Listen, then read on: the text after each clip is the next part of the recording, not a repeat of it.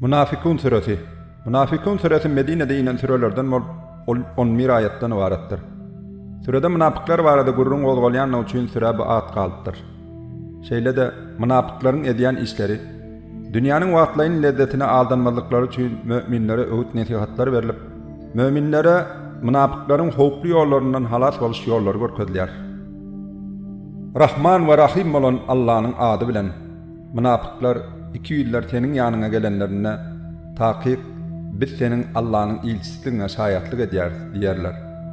Allah hem senin öz ilçisliğini elbette bilýändir. Takyp Allah münafıklaryň ýalançylyklaryna şaýatlyk edýändir. Olar ýalan katamlaryny galkan edinip insanlary Allah'ın ýolundan daş düşürýärler. Takyp olaryň edýän bu işler nähilli erbetdir. Munyň sebäbi olar ilk iman getirendiklerini aýtdylar, soň bolsa inkar etdiler. Şonuň üçin hem olaryň kalplary möhürlenni, bes olar hakykata düşünip bilmediler. Sen olary göreninde olaryň daşky görnüşleri saňa hoş ýakar, geplerlerine sözlerini dinlersin. Hakykatda bolsa olar diwarlara söýlen agaçlar ýalydyr.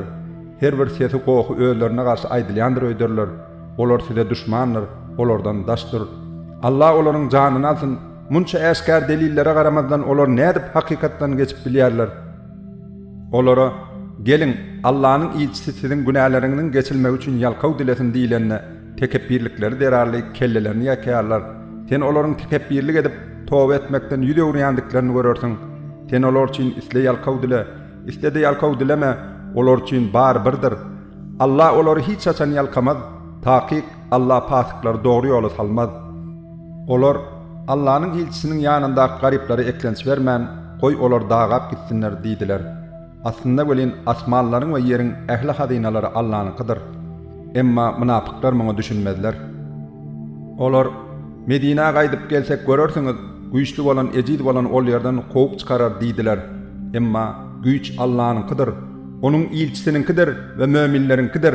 Emma münafıklar bu hakykaty hergiz bilmediler. Ey iman getirerler, mal mülkleriniz we perdentleriniz size Allah'ny zikir etmeňize päsgel bermesin. Beýle edýänler uly diýana sede var bolarlar. Siziň biriňize ölüm gelip, ey Perwerdigarym, meniň ölümim bir az möhlet eçenligi ýigitler sakla, men hem sadaka berip haýry işler edip taliklardan bolaýyn diýmezden odol, size beren ırskalmazdan Allah'ın ýolunda haýır sahawat edin. Ajaly gelenden soň Allah hiç kimiň ölümini giýjä goýmaz. Allah siziň edýän ähli işleriňizden habardardyr.